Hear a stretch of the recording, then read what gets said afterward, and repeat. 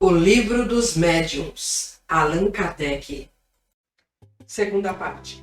Das Manifestações Espíritas. Capítulo 26. Perguntas que se podem fazer. Observações preliminares. Parte 1. 286. Nunca seria demasiado o nosso cuidado com a maneira de interpelar os espíritos, e mais ainda, com a natureza das perguntas. Duas coisas devemos considerar dessas perguntas: a forma e o fundo. No tocante à forma, devem ser redigidas com clareza e precisão, evitando-se a complexidade. Mas outro ponto importante é a ordem em que devem ser dispostas.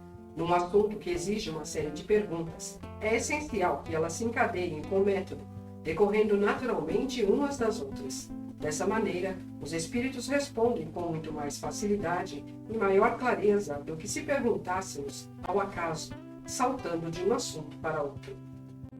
Por essa razão, é conveniente prepará-las antes, deixando para intercalar durante a sessão as que surgirem das circunstâncias.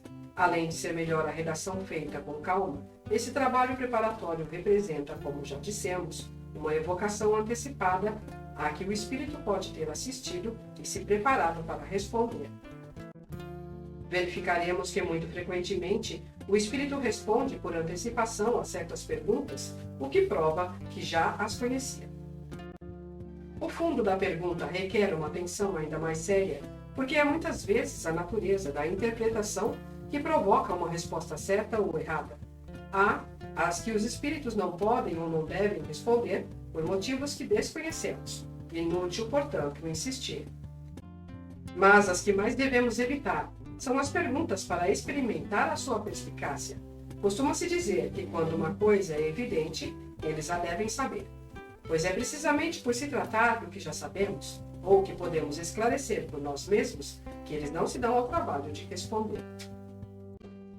Essa suspeita os ofende e nada se consegue de satisfatório.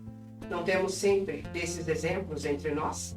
Os homens de conhecimento superior, conscientes de seu valor, gostariam de responder a perguntas tolas, como se fossem escolares? O desejo de fazer de certa pessoa um adepto não é razão para os espíritos satisfazerem uma curiosidade vã.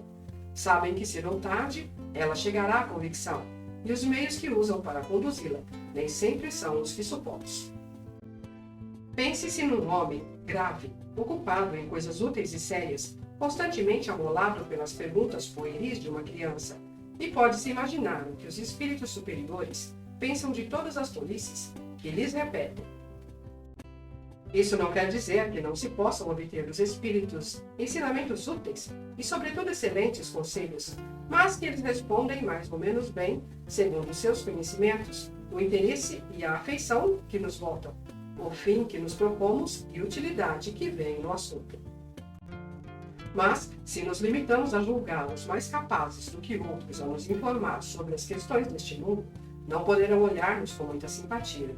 Daí por diante, só nos visitarão rapidamente e muitas vezes, conforme seu grau de imperfeição, estarão mal-humorados por terem sido incomodados inutilmente.